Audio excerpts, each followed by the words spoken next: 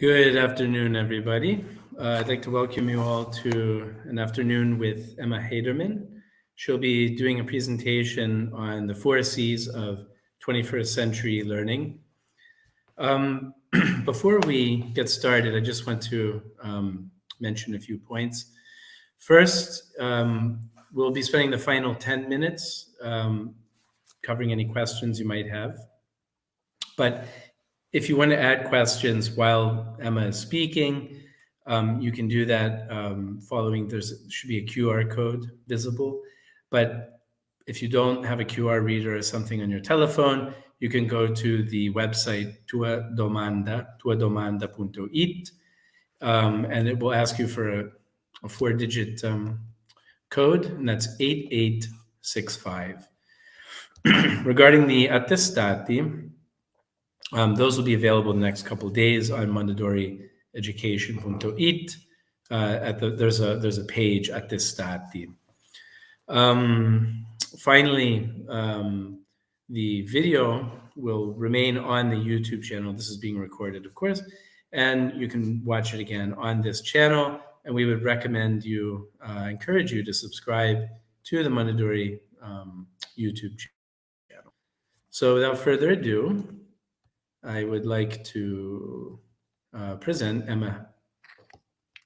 Hi, thanks, Casimir. Hi, thank you very much. How is everybody?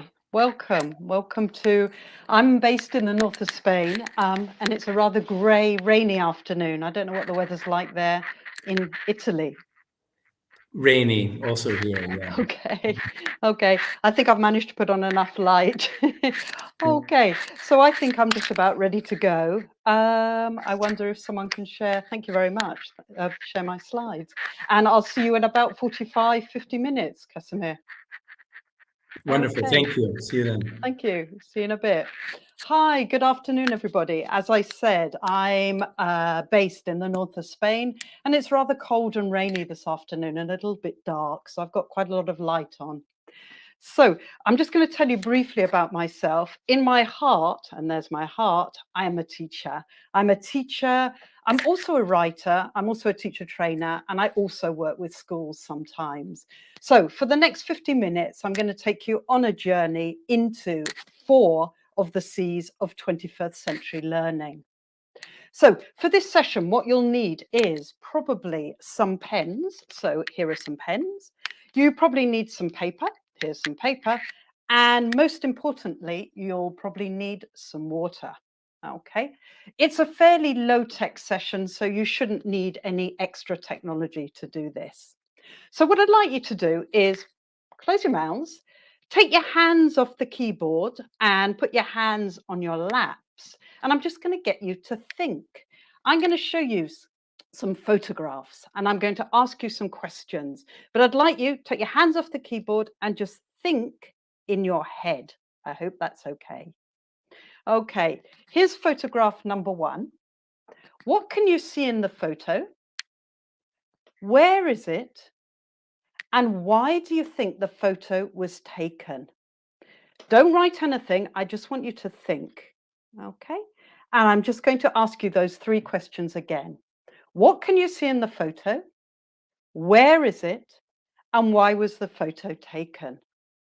Fantastic. Keep thinking and keep your hands in the air. Don't touch the keyboard. I know you want to, but don't touch the keyboard. Photo number 2. And the questions are the same. Keep your hands in the air. What can you see in the photo? Where is it? And why was the photo taken?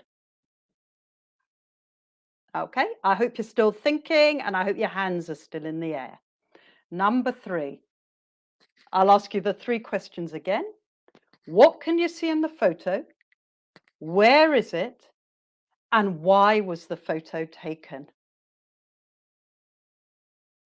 Fantastic. And we're going to go to the 4th photo. Hands in the air, don't touch your keyboards. Here's the 4th photo. What can you see in the photo? Where is it? And why was the photo taken? Amazing. You've done brilliantly. I've noticed only one person decided to put their hands on the keyboards, but get your hands in the air still. Don't touch the keyboard. Okay, if there's somebody in the room with you, can you talk to them and decide which of the photos are real and which of them are fake? But again, hands in the air. I just want you to talk to somebody else. If you've got nobody in the room with you, talk to yourself. Okay? So my question again, which of the photos are real and which of the photos are fake? And you're doing this with the partner. Brilliant. Number 3, I now want you to share. So which of the photos are fake? And you can now put your hands on your keyboard and write in the chat box. And I'm looking forward to reading what you put in the chat. So which of these are fake, do you think?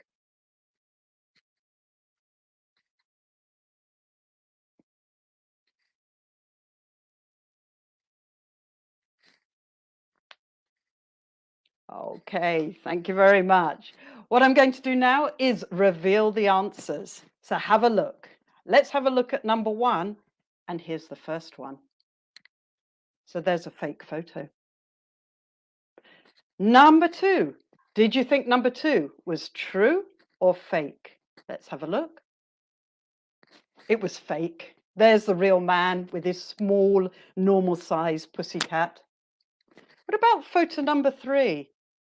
True or fake? It's an octopus in a tree. It's fake, of course. And in fact, if you Google the elusive tree octopus, there is a website all about this fake tree octopus, full of materials that you can use in class. And the final one, what do you think? Is it a true photo or is it fake? And of course, the answer is, we don't know. Will we ever know? Okay.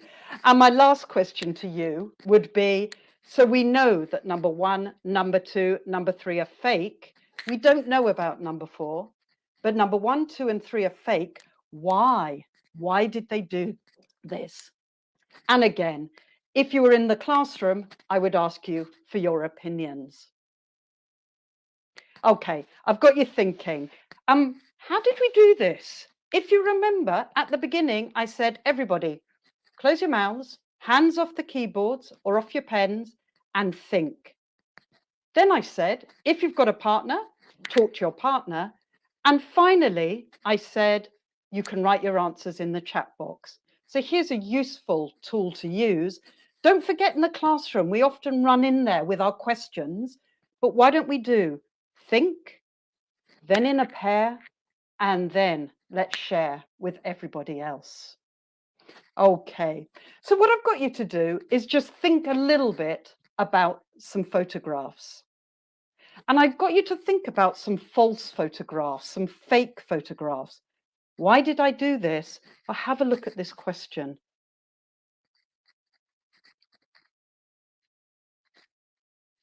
And what I'm asking you is, should I tell you what to think? Or should I be telling you how to think? And connected to that, we're also talking about the future.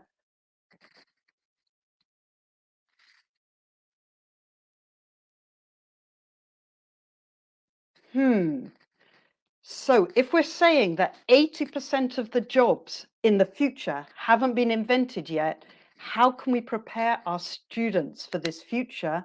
And what about this final question? So is teaching English grammar and vocabulary enough? Or should we also be preparing our learners for a future where there's going to be more fake news and more polarization, and a future where there are going to be some very new jobs? For today's session, I want you just to agree, and I want you to agree with me that we need to prepare our learners for the future. So the question is, how can we do that? How will we do that in our English class? Well, how are we going to do it? The answer is probably here, and that's in 4 of the 4 C's, 4 of the C's of 21st century learning. Okay, so let me tell you a little bit about what else we're going to be doing today. So by the end of the webinar, we'll consider the opinions. So the opinions suggest that there's fake news, we've got polarization, and that we should be teaching our learners how to think. We've also looked at the fact that jobs are going to change, and I've asked you to agree with me that grammar and vocabulary are not enough. What we're going to do next is look at 4 of these C's, and then I'm going to take you through some more lesson activities that will help you develop these skills in your students. So let's have a look at 4 of the C's. Here we go. And as I said before, I'm going to get you to think. I'm going to try and get you to think. It's a low-tech session, but a high thinking session. So what I'm going to do is I'm going to give you a definition of a skill or one of the C's, and I'd like you to tell me which C it is. So the first definition, in this C, we teach people how to think and not what to think. Which C do you think this is? And I'm just going to give you a minute to think. Well, less than a minute. I'm going to give you 20 seconds. And the C is critical thinking. So in fact, when I asked you at the beginning to look at the photos, apart from asking you to describe the photos, I then got you to think about, are they true or are they fake?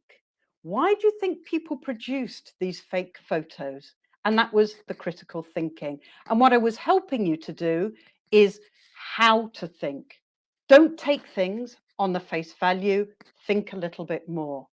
So that's C number 1. The second C is this one. Oops, and I've given you the answer. So without this, there would be no progress, and we'd be doing the same thing again and again and again. And I gave you the answer, creativity. So creativity is also very important. Number 3, have a look at this one.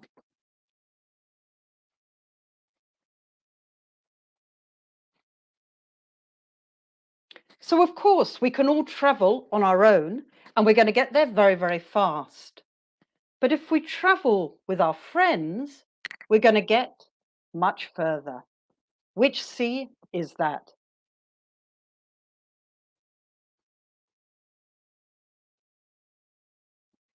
And of course, that's collaboration.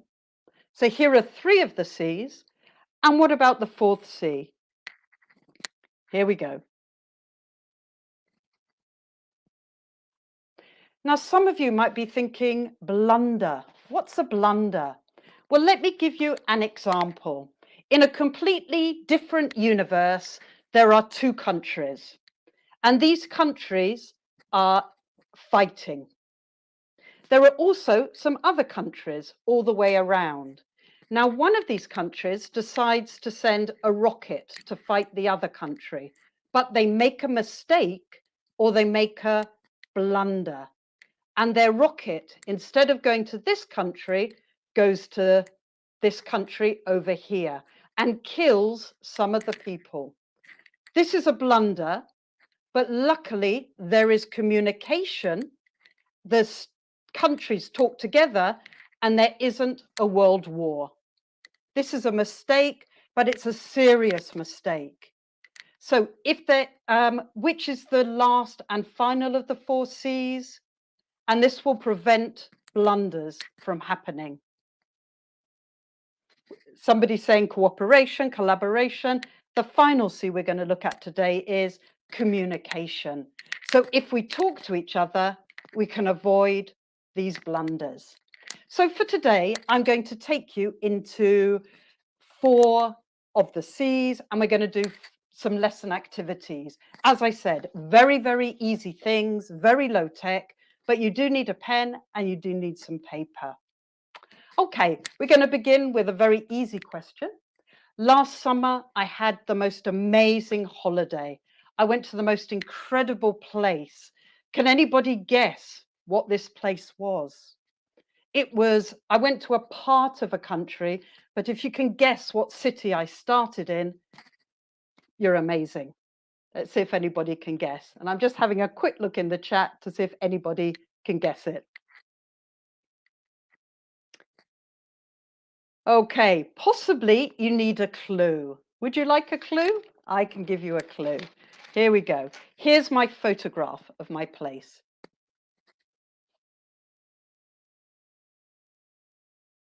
So here you go. This was the city I went to. Can anybody guess, or does anybody know this city? Does anybody live in this city, perhaps?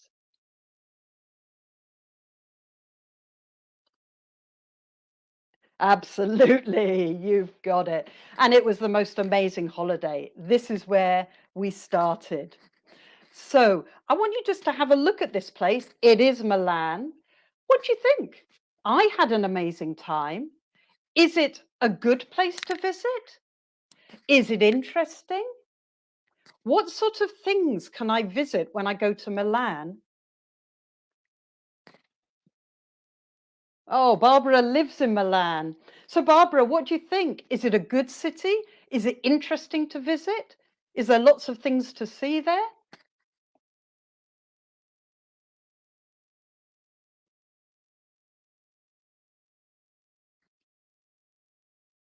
Amazing.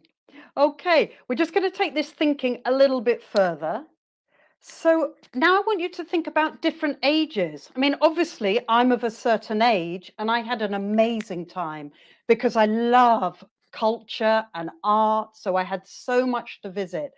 We had the Duomo, we went to the art museum, we just walked and walked and saw all these amazing buildings.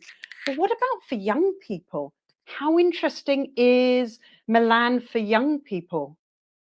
Somebody's saying Milan is great. Some people say Gothic style. But what about the young people? Is it interesting for them? Isn't it a little bit boring with all these old buildings?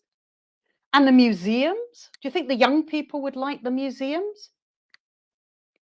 What about my 5-year-old nephew? What's he going to do in Milan? Oh, fashion. Yes, fashion would be good for my... DJs, music for the younger people and the teenagers. Somebody's saying concert, but what about my 5-year-old nephew? What's he going to do there? Lots of shops. But for the 5-year-old, are there playgrounds for them to go to? Okay.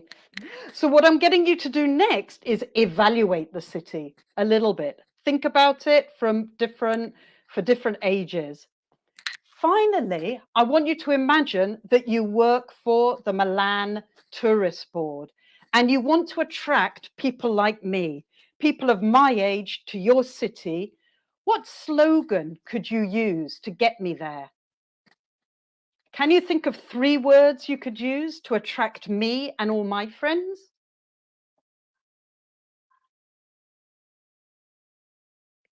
Let's see if anyone can come up with a good slogan for Milan.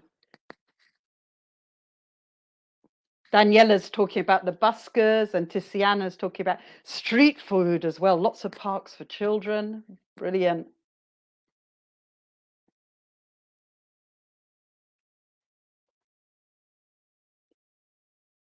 Amazing.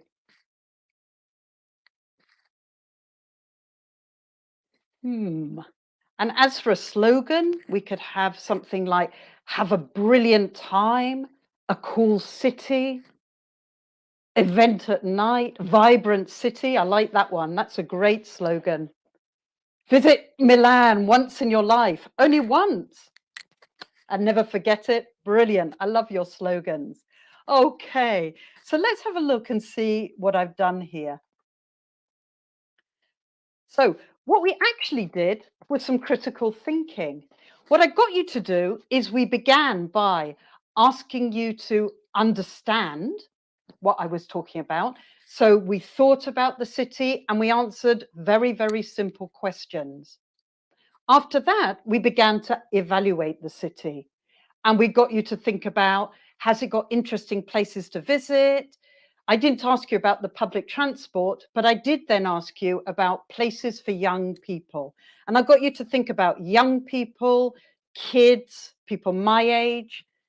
And then we got a little bit more difficult, and I asked you to create a slogan. So what we've actually done is we've moved from something very simple that was very easy for your brain, and we slowly got more and more complicated. And this is what critical thinking's all about. Again, what I'm doing is I'm encouraging you how to think. I'm not going to tell you what to think. I'm just encouraging you how to think. And these steps are based on this. So have a look at this. This is Bloom's taxonomy. And in this, the thinking is divided into what your brain can do easily. These are the lower order thinking skills. So things like I can remember, I can understand, and I can apply. And slowly we're moving into higher order thinking skills. So we're encouraging you now to analyze, to evaluate, and then finally create. And all of you obviously have no problem with your higher order thinking skills because we've got some great slogans. A never sleeping city. Milan, the exclusive city. I love these. The swinging Milan after London. Yes, I love it. They're brilliant. Well done. So the whole point of critical thinking is I'm going to help you in how to think. I'm going to encourage you to move from the lower to the higher. Okay, so we've done some critical thinking. Now let's move on to another one of the C's. So what I want you to do now is take a piece of paper again, and you'll also need a pen. So you need some paper and a pen. Okay, with your paper and your pen, put them down on your desk and just look at me. Okay. And you can see some letters of the week. M to S. Can anyone guess what we're going to do next? This is hopefully a lower order thinking skill. Hopefully this is something very, very easy. Yes, you're right. We're going to be doing the days of the week. So on your piece of paper, can you quickly write the days of the week from Monday to Sunday? Okay, so you're going to write down Monday, Tuesday, Wednesday, Thursday, Friday, Saturday, Sunday in a list.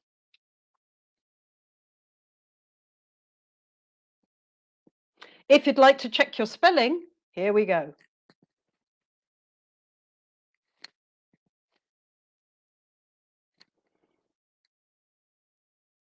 Okay, so that was very easy. I'm just going to check that you can say them correctly. If you were my students, I'd be getting you to do something like this. So just have a listen. I'm going to say the day, you repeat it. So I'm going to say Monday and you say Monday. Okay, here we go.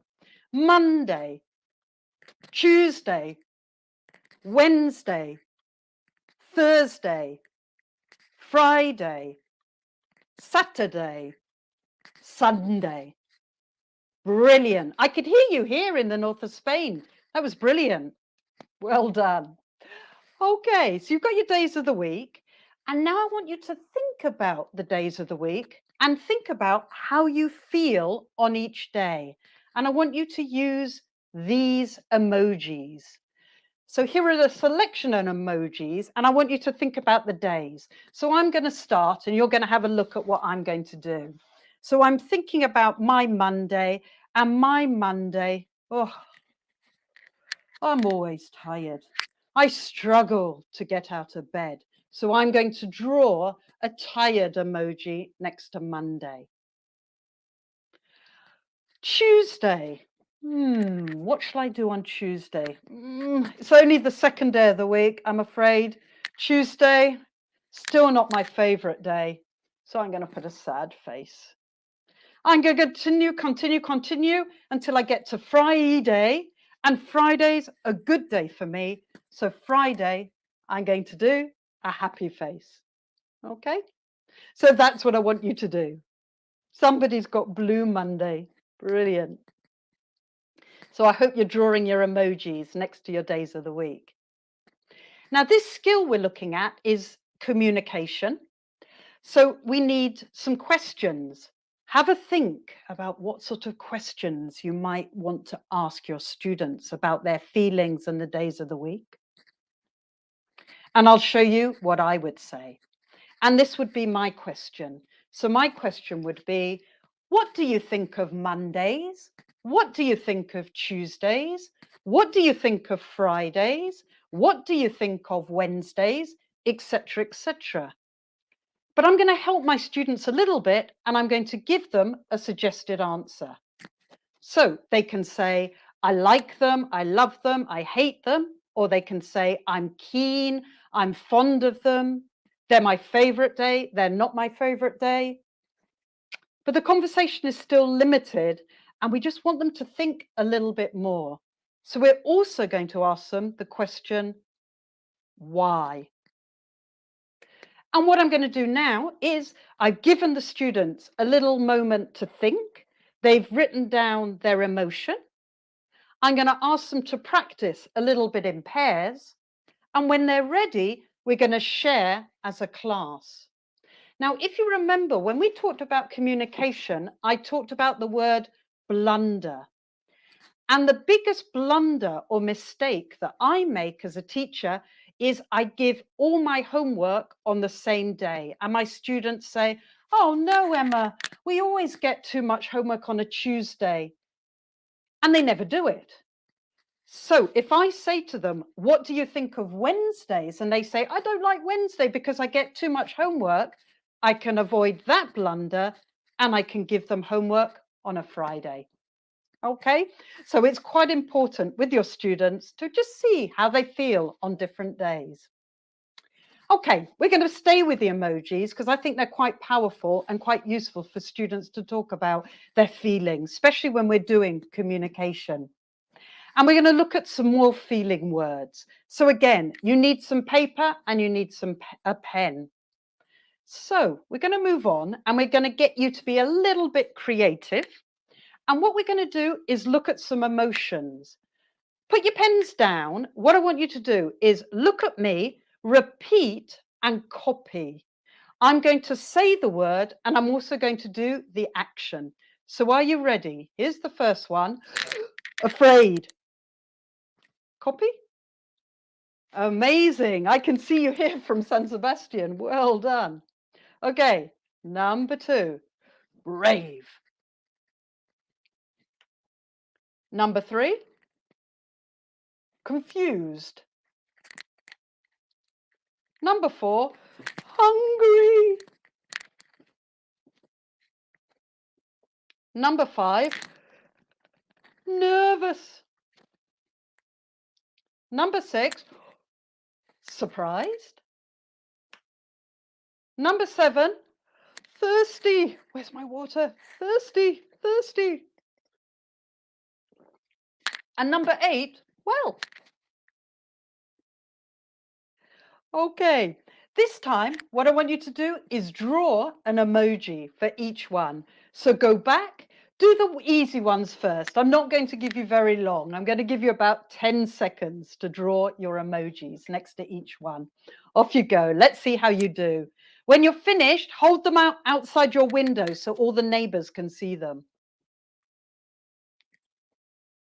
I can see everybody busily drawing your emojis for brave and confused and hungry.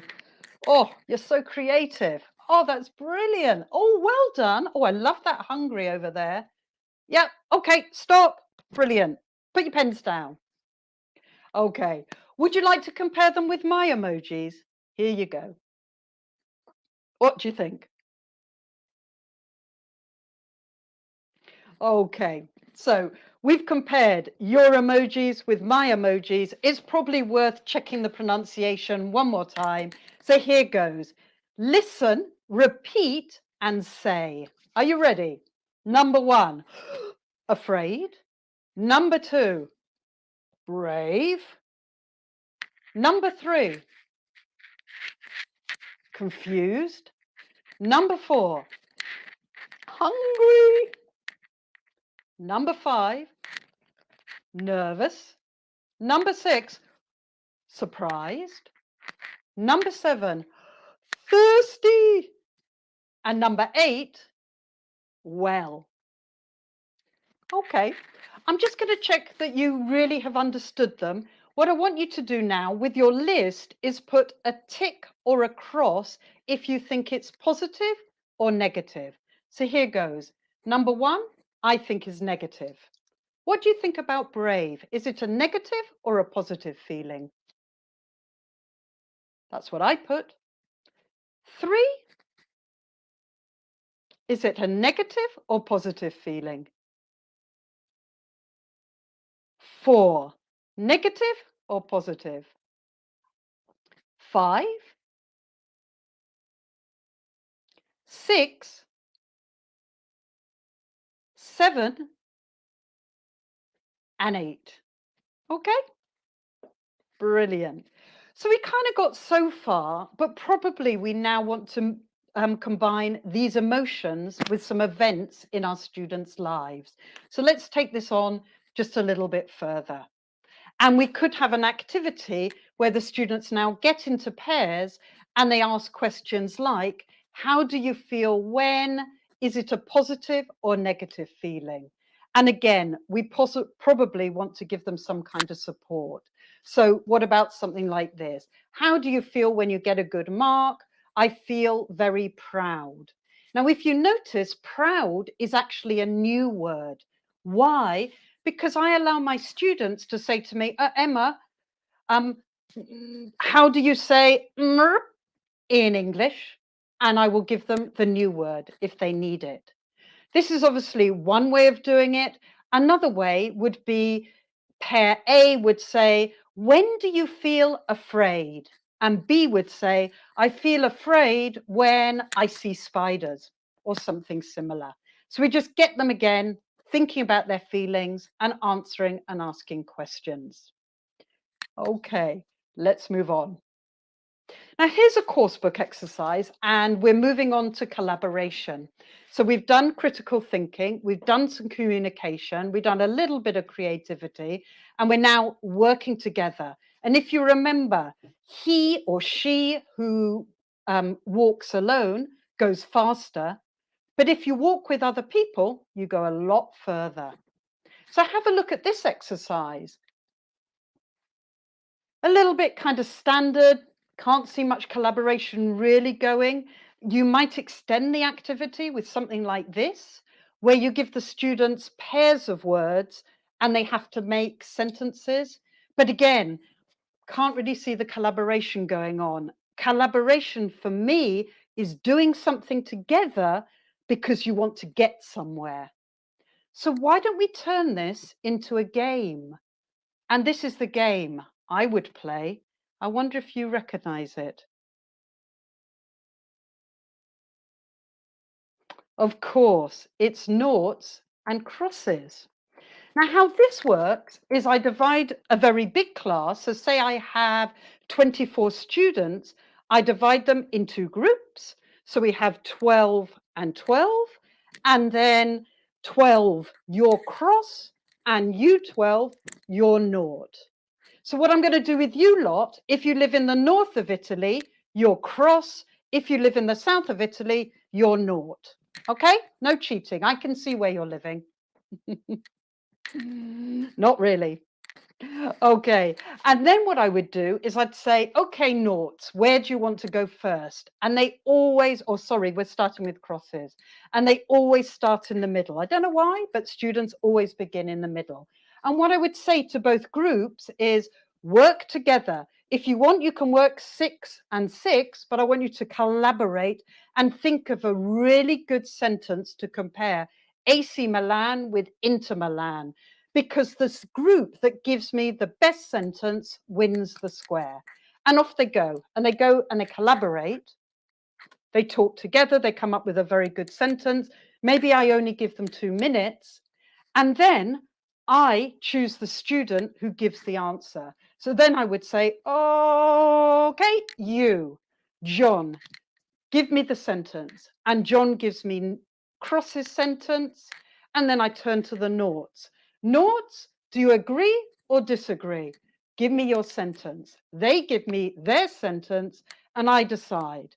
And in this case, I thought Cross had the best sentence, so they get the point.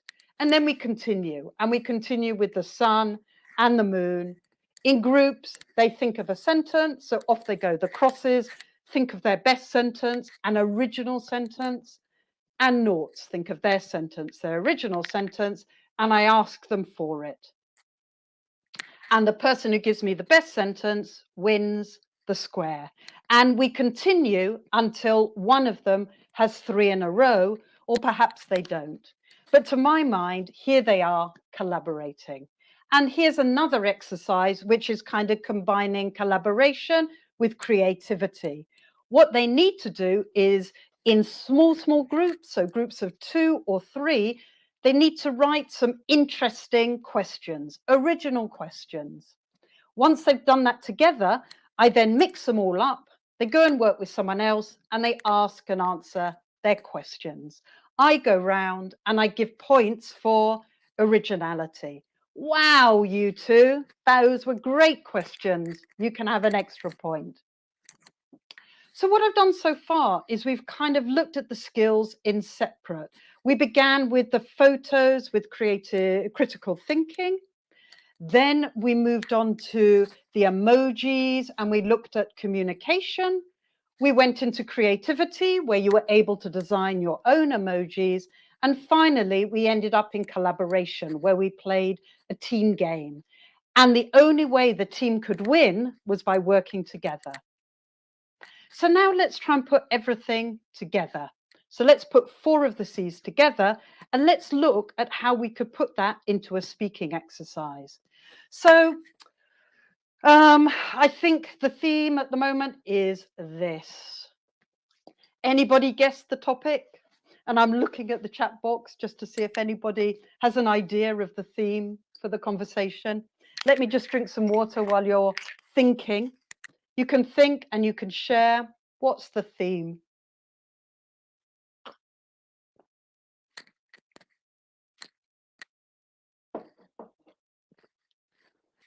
Brilliant. We are, in fact, talking about football and the World Cup.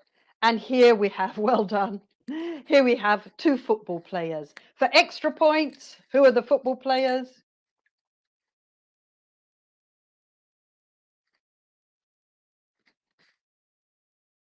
That's right, it's the World Cup.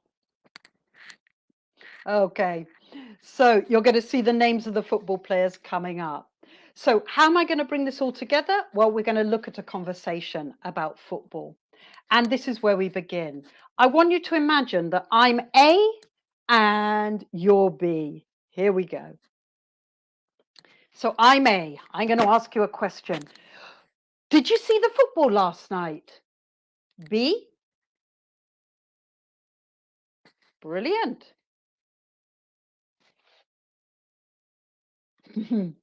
So, of course, the person on the left in the red is Mo Salah. Okay, I'm going to ask you another question. Salah? There are lots of other good players. What about Firmino? B?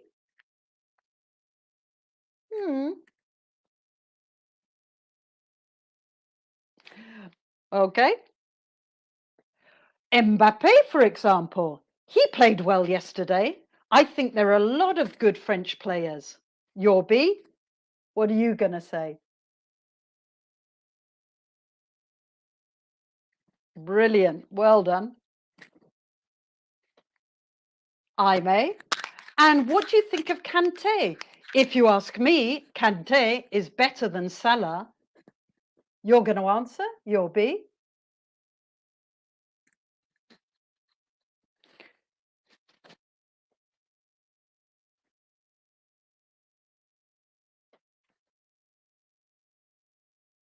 No way. Or yes, I think you're right about that. Okay. What I'd then do is go back and repeat the conversation again. And if you've noticed, I've also highlighted some really useful language that students can use to discuss things. So this is football. But it hasn't really been very creative, and it certainly hasn't been so collaborative, and critical thinking isn't there either. I think the students now need to make their own conversation, but I'm not going to say to them, okay, go away, make your own conversation. Let's see how I would do that. So what I do next is say, who's this? Is she a football player? No, it's Emma Watson, the actress, of course. And what about this? Who's this? Ariana Grande, of course. Is she a football player? No, she's a singer. So what I want you to do now is think of 2 actors or 2 singers, and we're going to compare them. Let's go back to the conversation we just seen. And what we're going to do is change the words that are in pink. So we're going to use Emma Watson, for example. So we're not going to say, did you see the football last night? We're going to say, did you see the film last night? And then we're going to change B, yes, with the best actress in the world, Emma Watson. Then we're going to carry on. Emma Watson. There are lots of other good actresses. What about Scarlett Johansson? B. Okay, you've got a point. Scarlett Johansson's pretty good. Who else? Lady Gaga, for example. She acts well. I think there are lots of other American actors. Yes, I think you're right. And what do you think of, if you ask me, is better than Emma Watson? Okay, is good. American actors are good, but there's still only one great actor, the superstar, the best in the world, the British actor, Emma Watson. No way. So we'd practice this orally, and then I'd ask the students to get into small groups and write their own conversation. And they would choose 2 actors or 2 singers. So they're being a little bit more creative. Students who need support, I would tell them, just use the model. Just use this model on the board and just change the words in pink. Students who could do more, they could write a new conversation. But what about the critical thinking, and what about the collaboration? Well, they're working together, but what I'd get them to do next is practice the conversation and then get into small groups. And do you remember we had think, pair, and then share? So I'd do something very, very similar. I'd get them to practice together. Then with another pair, I'd get them to perform their piece. They would perform their conversation and they would give each other feedback. So, oh, very good, but can you speak louder? Very good, but your voice is very, very flat. Very good, but whatever. So they'd practice and they'd have a little audience. And then when they were all ready, they would then perform to the whole class. Okay, so we've done the same. Think in small groups, then they work just in a little group, and then they work as the whole class, and they perform their whole conversation. So we've looked at 4 of the C's, but actually there aren't just 4. There are probably 7, and some people say there are 8. And as the great John Dewey said, if we teach today's students as we were taught yesterday, we're going to rob them of their tomorrow. So we've got 4 skills. We've got critical thinking, creativity, collaboration, communication. We've also got computing and ITC literacy, so how they use the computer. We've got career and self-reliance, self-learning reliance. This is the ability to be autonomous, to be able to work on your own without the teacher. Again, we're going to teach them how to work, not necessarily what. Okay, so we're going to help them. And the final one, and this is going back to our blunders, if you remember, the blunder was the mistake, will be cross-cultural understanding. And if we can bring in some communication and some cross-cultural understanding, perhaps our tomorrow will be much better than our today. So how are we going to do all of these C's? Well, I'm going to leave you a bit on a cliffhanger. I'm going to leave you a little bit on the edge, because I think the best way to bring in these 7 C's is through project work. So if you can set up projects in the classroom, then really you can bring in all of the C's. You can bring in the critical thinking, the communication, creativity, collaboration, which are the 4 we looked at today. They can use the computer, the self-reliance, learning to work on their own. And if you get the right kind of project, we can get the cross-cultural understanding.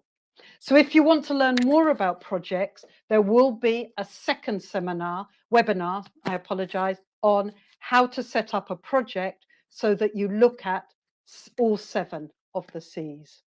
So I'm beginning to come to an end of my presentation. Thank you very much for listening. If you have questions, please make sure you put your questions in either on the Google Doc, or you can put them in the chat box. I've got a couple of references for you to take away. Number 1, I apologize. If you look, number 1, I showed you a quote right at the beginning. I said 85 of the jobs don't exist yet. Actually, when I Googled this is also fake news. This was never actually said. Maybe it's not true that there are 85% jobs that haven't been invented. So have a look at that reference. It's quite interesting. We all believed it, but now they're saying it isn't true. We can predict to some extent what jobs are going to exist. The second one is a very, very easy, accessible article on the importance of the 4 C's in education. If you want something very, very simple to read, this is a blog post from an Indian magazine, and it was just incredibly well written and very, very easy. And something else you've probably noticed is some little excerpts from books, exercises from a course book, and they're all taken from a course book that Macmillan is about to bring out. So if you have any questions, please do put them in the chat box, and we'll answer them. So thank you very, very much for participating so well in the chat. Thank you very much for listening to me. And I wonder, Casimir, if we have any questions.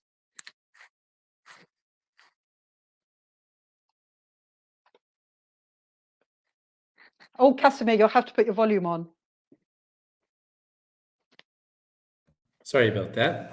I was just telling everyone that this is the opportunity to ask questions. We've still got a few minutes.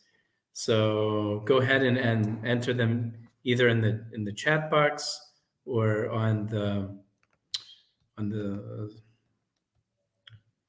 tuadomanda.it. See if we have anything.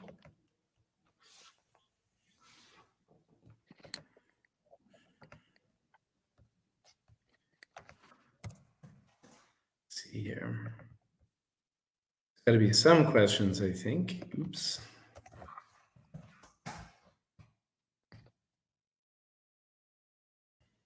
Not them. We've got quite a quiet group today.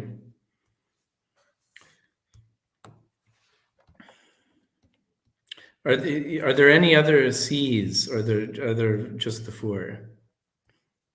Because I know that I know in your it's kind of a silly question, but I was just thinking you said 4 of the C's, so I was wondering if there were. So yes, I mean the debate's open. There are definitely 7. So the 4 that we've done today: critical thinking, collaboration, communication, creativity. Then there's the computing and ITC skills. That's an interesting one because you wonder whether, if something else, maybe something else will take over from computing. You just don't know, or maybe the metaverse will change into something else. I don't know. Sure. Yeah. The next one is a good one, is autonomy and being able to teach yourself, self-reliance. And the last one is cross-cultural understanding, which is obviously very, very important, learning to get on with everybody. Oh, okay. And as I mentioned, Casimir, all of these fit in really, really well with project work. And I think we are going to be offering another webinar on project work. Is that right? That's correct, yeah, in the near future, which Mondadori will be mentioning. They'll be advertising that in the near future. Here's a question I see from a Manuela Vargas. She's curious when this book will be published. So this book, Upskill for Italian middle schools, will be published in just over a month. It'll be available in January of 2023. I think, as far as I know, everything has been finalized, and so they're just, printing it at this stage, and it'll be available shortly. So very, couple months. So if you're interested, you can always speak to your Mondadori book representative. I'm sure they'll have access to copies, and they'll be happy to give you that, or perhaps even sooner than that, a digital sample too. Now, Emma, this book has, this is a kind of a project that we've brought to the Italian market, but I think, if I remember correctly, it's also something that some Spanish schools use as well, right? Yeah, no, that's right. I actually contributed to the workbook. I see. At the lower levels. And it's being used in Spain under a different name, and it's also being used in Europe. What's nice about this book is if we accept that we're going to have to teach our students in a different way, if we're going to have to teach students how to think, and we're going to want to teach them critical thinking, communication, collaboration, then this book, at the very least, supports the teacher. Because as a teacher, that's difficult. It's difficult to go into a classroom and say, oh, today I'm going to do this. But if you have that kind of help and support in the book, it makes it all the more interesting, easy. So hopefully this book will make people's lives that bit easier. Yeah. I noticed somebody said it's interesting, but it's quite difficult to do, quite difficult to change the way you've been teaching for years. And I think that's true, isn't it? It's, when you've been teaching in a certain way, it's difficult because you have to think again, how am I going to do this? And you have to take your students with you, because I think students are quite used to learning in a certain way. Would you agree? Yeah, of course. I mean, I think that's true of of nearly anything. But one thing is also true. I don't think I can remember a time when teachers have been under more pressure to change than right now. So the most obvious catalyst has been the pandemic. So change has essentially become almost routine for teachers. It doesn't make it easy, but I think it's just a fact of life nowadays. So. And I'm keeping my eye on the chat box because I'd love to see how the teachers feel about the kind of change and doing things differently. How do people feel? Yeah. Well, again, like I said, I think the biggest change has been the digitization of the classroom. Yes. But yeah, here's something. Schools should be more learner-centered. Yes. Speaking of changes. Yes. You're absolutely right. I can see that on the and I think if we if we take on board the C's, all the C's, one of them is self-reliance, learning to learn yourself. So if the teacher is telling you all the time, do it this way and think this way and learn this, and this is your test, it's very difficult for a student to become creative and to take that kind of responsibility. And I see that Daniela's saying, motivate your students. Absolutely. That's And I don't, yeah. Issue, right? It's especially with teenagers. Well, no, even with adults. I mean, it's always true. Motivating students is always a huge one. Big objective for all teachers, I think.